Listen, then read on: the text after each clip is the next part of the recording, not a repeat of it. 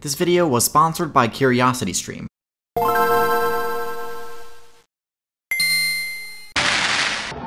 Long live the king.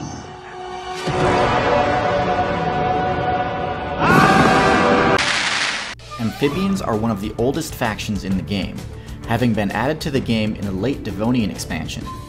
The marine meta at the time was hostile, to say the least.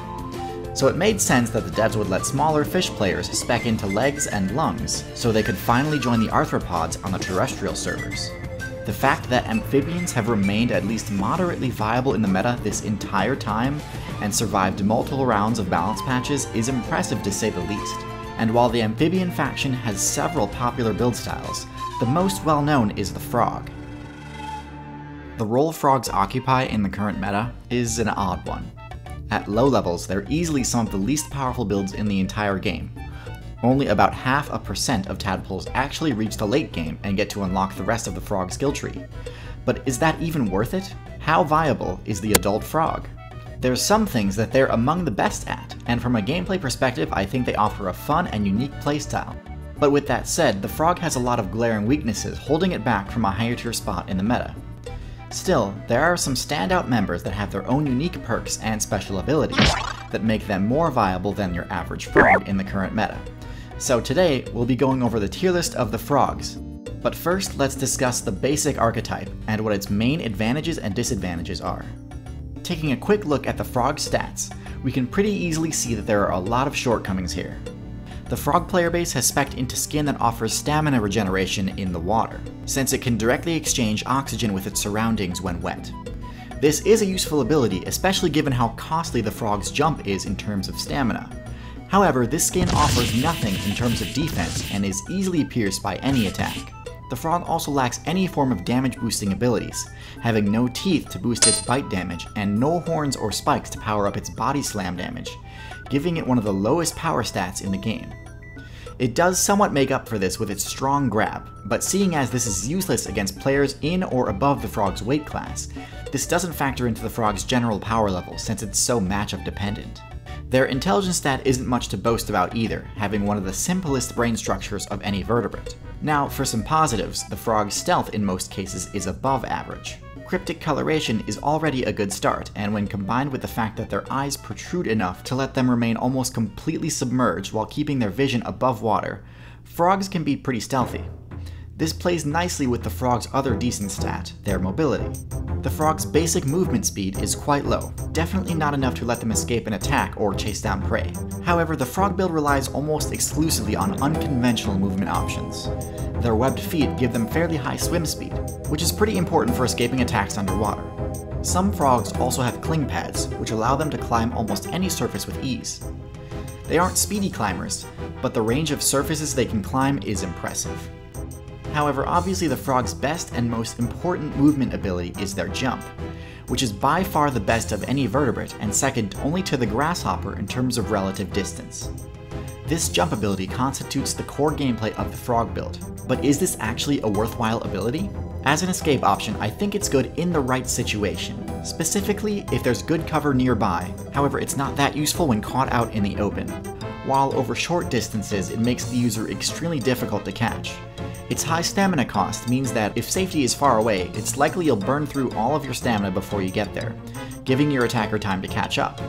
It also does nothing to help when you're already caught in a grab, though some frogs have ways of dealing with this too.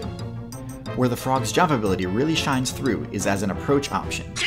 It allows the frog to strike targets from a considerable distance, including ones in the air, which is important given that many of the frog's primary targets will have the flying perk. Combined with the frog's excellent tether grab tongue, the frog is one of the best builds in the game at landing grabs on builds that are normally near impossible to hit. Now with that said, leaping at a target requires a huge commitment from the frog player, as the move has a huge amount of end length, and leaves the user in a potentially vulnerable position. If you whiff this attack, by the time the frog is able to act again, it's likely that your target will either be long gone or counterattacking. Most of the outside player base considers amphibians to be one of the weakest, if not the weakest faction in the entire game. Their abysmal environmental and disease resistance stats make them extremely vulnerable to shifts in the meta, including the climate patch that's been recently added to the game. With all of this said, despite the harsh, rapidly changing meta of the Anthropocene expansion, there are plenty of frog builds that have still had decent success in this meta. At the bottom of the tier list we have the Tree Frog. The Tree Frog build swaps out the webbed feet for cling pads, meaning they don't have that great of swim speed, but gain a near unparalleled climbing ability similar to the gecko. My main issue with this build is that the Tree Frog playstyle turns the awesome jumping ability of the frog into more of a liability than an advantage. Jumping to escape a predator's attack means that you're risking taking some pretty serious fall damage.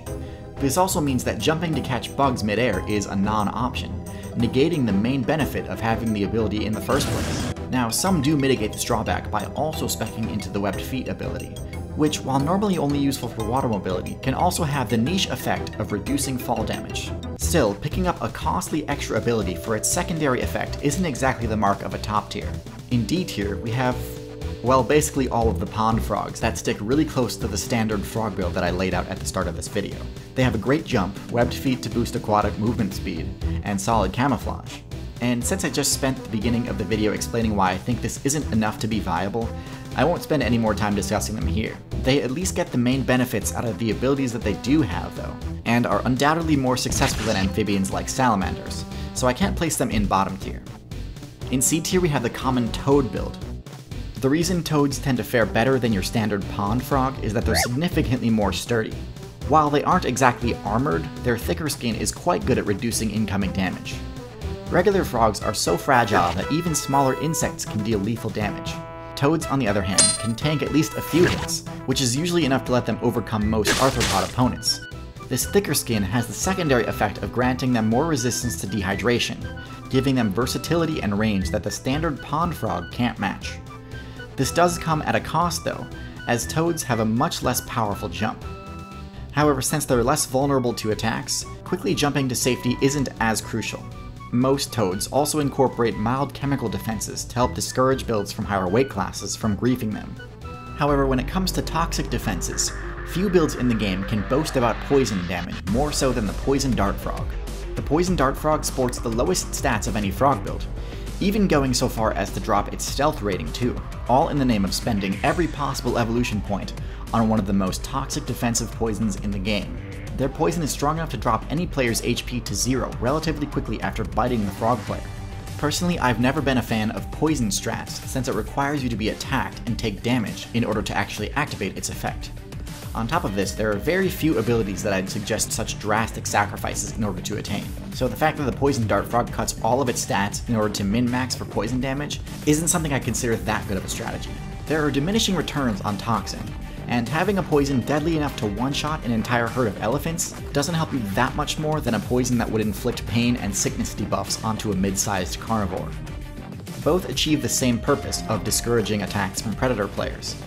Now, if the Poison Dart Frog player base ever specs into Fangs and uses this toxin for Venom, maybe they'll break into the top tiers. Still, the fact that they can essentially one-shot anyone who attacks them is pretty impressive and earns them an above-average spot on the tier list.